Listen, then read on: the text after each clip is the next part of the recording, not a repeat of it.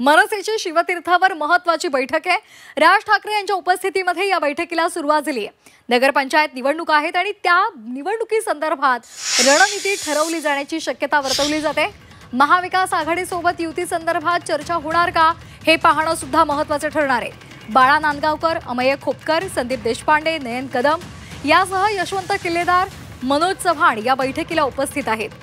मनसेच्या पदाधिकाऱ्यांची शिवतीर्थ या निवासस्थानी आता बैठक सुरू झालेली आहे। राज ठाकरे यांच्या उपस्थितीमध्ये ही बैठक होते।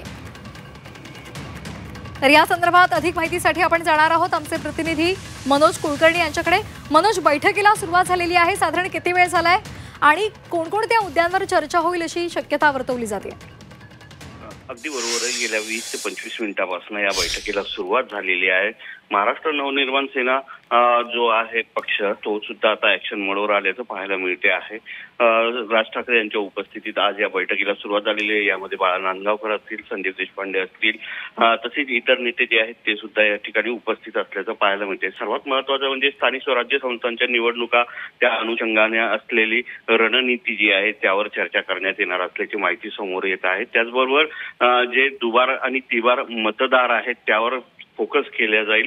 फक्त मुंबईच नाही तर महाराष्ट्राचा सुद्धा कशा प्रकारे किंवा MMR रिजन जो आहे तिथे सुद्धा कशा प्रकारे आपल्याला लढायचं या सगळ्या गोष्टीवर यामध्ये चर्चा होण्याची शक्यता आहे। त्यामुळे या बैठकीला महत्त्व प्राप्त झालेलं आहे।